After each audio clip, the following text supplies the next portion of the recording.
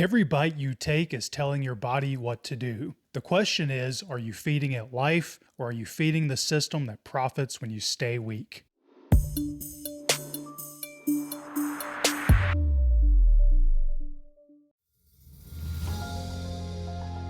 Welcome to The Rebellious Remedy. I'm Jonathan Ennis, founder of Dream Root Wellness. Here we return to Christ as the foundation of true health, body, mind, heart, and spirit, so we can steward our lives in faithful obedience to God's design. If you're ready to walk this out with others, you're invited to join the Dream Root Wellness Network. Join today at community.dreamrootwellness.com. Welcome back. In the last sessions, we laid the groundwork with balance and community.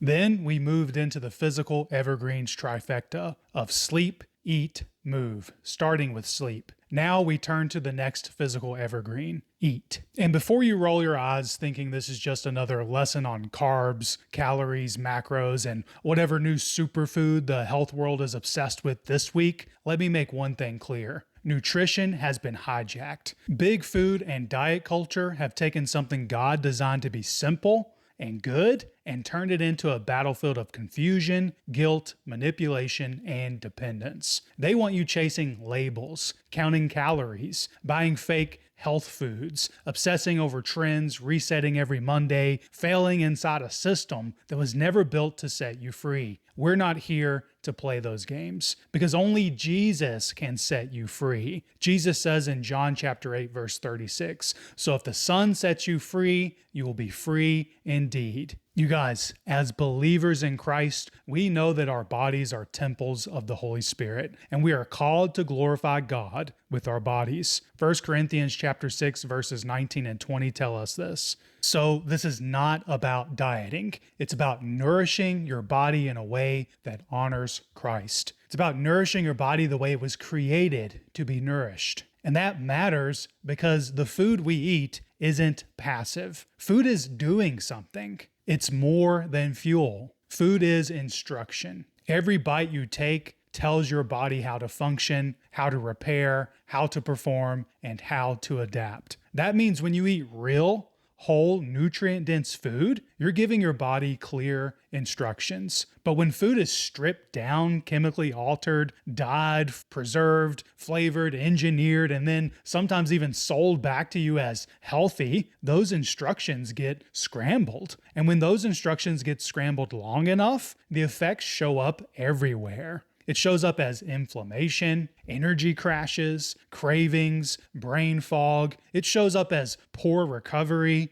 hormonal chaos, dependency on the very industries profiting from your decline. Here's the truth the world doesn't want you to hear. Your body isn't broken. Our food system is. Your body is functioning just as God designed it. The problem is it's getting all the wrong inputs. And the longer I live, the harder it is for me to believe that happens by accident. And I don't say that as someone looking at this from a distance. I've lived on both sides of this. If you've been following my content, you've probably heard this story before. There was a season in my life when I was working as a paramedic years ago where life was completely out of order. I was working what were supposed to be 12-hour shifts, but they often turned into 14, 16, or even 18-hour days. And this was a large private ambulance service, so we were running hard all day long. And I was doing that on a cycle of 3 or 4 days back to back. Add an hour drive both ways, and there's no surprise I was basically living in survival mode. I'd get home at 2 in the morning, sometimes later. If I hadn't already stopped at White Castle or Burger King on the way home, I'd eat the heartily portioned plate of food my wife had left me in the fridge, usually without even heating it up. And if I'm being honest, sometimes I did both things, stopped for fast food and ate what my wife had left me. And let me tell you, that was not nourishment. That was survival. That was exhaustion. That was a body under stress, reaching for whatever was easy and hyper palatable. And that's one of the things people need to understand about food. A lot of bad eating isn't just about ignorance. Most of us already know what we should and shouldn't eat, if we're being honest. It's about exhaustion. It's about disorder. It's about living so run down that convenience starts feeling like the only option. That doesn't make it a good thing, unfortunately. but it does explain why so many people are trapped there. And that's exactly why this conversation has to go deeper than saying, just eat better. The truth is, God made eating simple, but the world made food confusing on purpose. Because if food stays confusing, you stay dependent. You keep buying the products, you keep following the plans, you keep trusting the packaging. You keep failing on systems and programs that were never designed to help you thrive. Then over time, you start to blame yourself. And while you're still accountable for how you steward God's temple, your body, you also need to know that a big part of the problem is that you're falling prey to the tactics of the enemy. It doesn't have to be that way. But the answer isn't another diet. It isn't another plan or hack or challenge. The answer is clarity. And I started seeing that more clearly when I was working in pain management back in 2017. I was a brand new physician assistant, and every day I saw people who were desperate for relief. Relief from chronic pain, relief from chronic disease, relief from chronic frustration. They were following the protocols, getting the shots, taking the meds, doing everything by the book. And yet so many of them were still suffering. Seeing this over and over and over again, there was a question that started haunting me. Why aren't people truly healing? That was part of what pushed me to start looking beyond the shallow answers of conventional care, what most medical providers would call the right answers. Those answers weren't working. And I didn't get into medicine to sit idly by while people continued to suffer. So I started searching, not for a new pill, for an explanation and for a solution. I started digging into nutrition, herbalism, psychology, psychosomatic approaches to pain, lifestyle changes, and spiritual care because I could see that the system was good at managing symptoms, at least for a time, but it wasn't very good at restoring people. It wasn't very good at setting them free. And food was a huge part of that because you can't keep pouring processed, inflammatory, chemically altered food into the body and expect it to flourish. So if the world has made food confusing and if confusion keeps people dependent, then the next step is obvious. We need to return to what is simple and true. We're not here to diet. A lot of people hear a lesson on food and immediately default to diet language. Restriction, punishment, cheat meals, tracking everything, feeling guilty every time they eat. That's not what we're doing.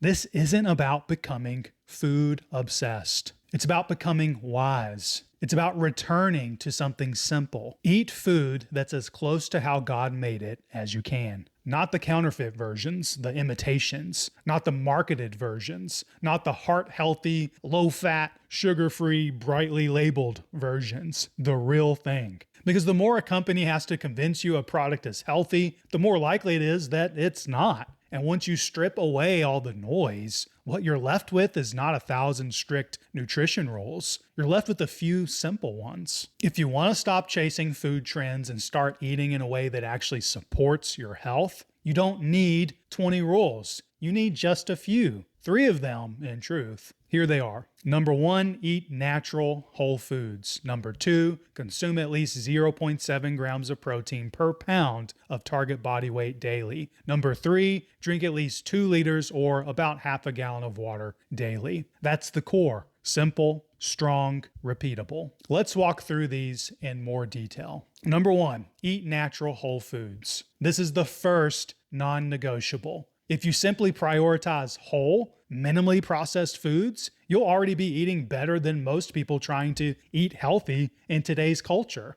And I don't mention those people to be disparaging to them. The simple reality is that most people these days think eating healthy is buying healthy packaged foods, which usually are just as processed as any other packaged food. I think the term whole foods has been in some ways hijacked by modern culture as well. So what do I mean by whole foods? What I mean is this: foods that still look like food. Foods close to how God made them. Things like meat, fish, eggs, fresh fruit and vegetables. Real food, not food products. And notice how unexciting that is. There's no gimmick to it at all. No biohack, no magic formula. That's exactly why it works. The world loves to overcomplicate what God made simple. But if it comes in a box, a bag, or a package, it's probably loaded with preservatives, additives, dyes, gums, emulsifiers, artificial flavorings, or industrial oils that should at least make you stop and ask, is this actually food?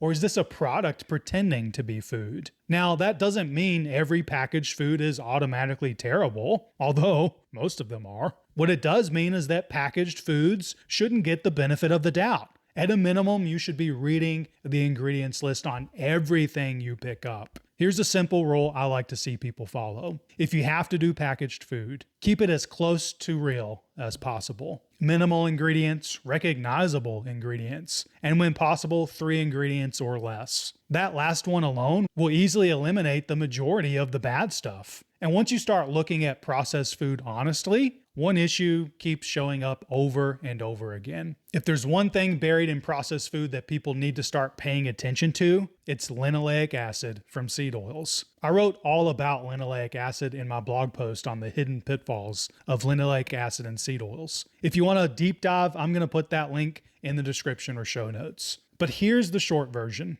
Modern diets are flooded with seed oils. Canola oil, soybean oil, sunflower oil, safflower oil, vegetable oil. They're cheap, shelf-stable, and profitable, which makes them perfect for the food system, not for your body. Linoleic acid is technically essential in small amounts. It's estimated that you should consume a minimum of 1 to 2% of your daily calories from linoleic acid to prevent deficiency. That's not the problem. The problem is excess, because the average American diet is made up of anywhere from 6 to 8% of linoleic acid, with some scientists estimating upwards of 25%. That's well above the necessary 1 to 2% of daily calories. Well, now hold up, John. The American Heart Association recommends Americans consume 5 to 10% of their daily calories from linoleic acid. They say it's heart healthy. Yes, and that recommendation is based on outdated and poorly controlled research. In fact, many researchers today believe omega-3, which wasn't controlled for in the original research that the AHA bases its recommendation on, is the real contributor to the positive health benefits often attributed to linoleic acid. But really, the problem isn't that we consume linoleic acid. Even our ancestors did that. The problem is how much of it now shows up in ultra-processed food. The problem is how easy it is to consume huge amounts without realizing it because of the way the modern food industry has been built. That's why I keep coming back to the same practical advice. If there's one big move to make, cut out as much ultra-processed food as possible. That one decision will lower a whole lot of junk all at once. Not just seed oils, but also additives, preservatives, artificial flavors, all of it. And if you can't avoid packaged food completely, then read labels like your health depends on it, because it does. Now, here's one place where people often get stuck. Food quality. They start asking, does everything need to be organic? Do I need the highest end version of every food? Is non-organic even worth buying? Here's the answer.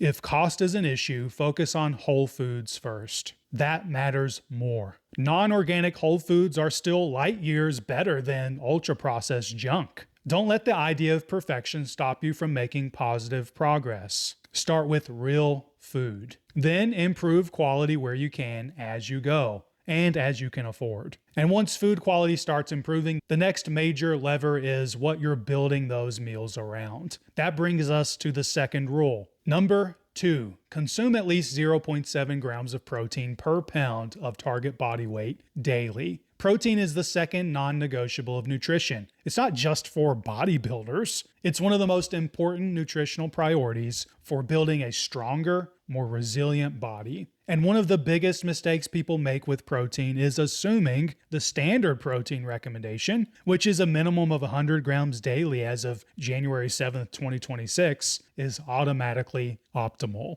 It's not. That lower baseline is really about preventing deficiency and lean muscle mass loss, not necessarily helping people build, preserve, and support stronger muscle and recovery as well as they could. The truth is, without enough protein, your body struggles. Muscle's harder to maintain, recovery slows down, you feel less full when you eat, cravings get harder to govern, energy dips, strength is harder to build, and metabolism suffers. So if someone says they want better health, better body composition, better energy, better strength, and better resilience, but they're barely eating any protein, they're leaving one of the biggest keys untouched. That's why protein matters so much. It helps build and maintain muscle, support metabolism, keep you fuller longer, reduce overeating, support recovery, support physical capacity, and support mental clarity. A strong practical target for most people is 0.7 grams of protein per pound of target body weight. So if your target body weight is 150 pounds, your protein goal is at least 105 grams per day. Simple. Not always easy, but simple. And once you know the target, the next question becomes, where do you actually get it from? The best place to get protein is from whole food sources. Surprise, surprise. Things like beef, chicken, turkey, fish, eggs, whole foods first. Protein powders can help when needed, especially in busy seasons, but they should stay what they are,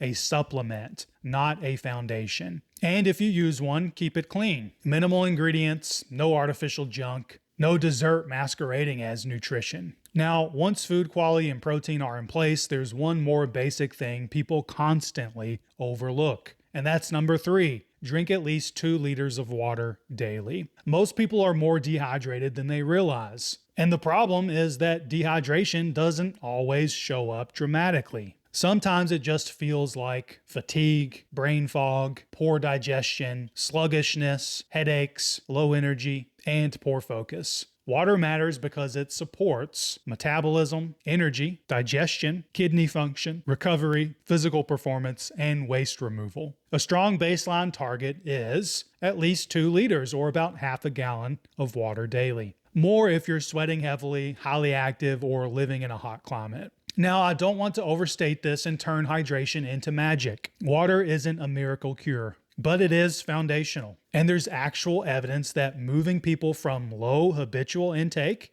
to around 2 liters daily can improve hydration markers and lower blood pressure. That's what happens when the body gets more of what it actually needs. Now, I want to mention a quick note on CKD and hydration. Chronic kidney disease, or CKD, is a condition where the kidneys gradually lose their ability to filter waste and excess fluid from the blood the way they should. So understandably, people with CKD often have questions about how much water is actually safe, since too much fluid can place added stress on already compromised kidneys. However, research suggests that an optimal water intake for people with CKD is around 1 to 2 liters per day, or up to half a gallon. That seems to be a range that supports kidney function without pushing into fluid overload. Now, I'm not a nephrologist, so if you have CKD, I strongly recommend talking with a qualified clinician, ideally a nephrologist, before making any changes to your hydration, diet, or health plan. But based on the available research, this is a general guideline that's likely safe both for the general population and for many people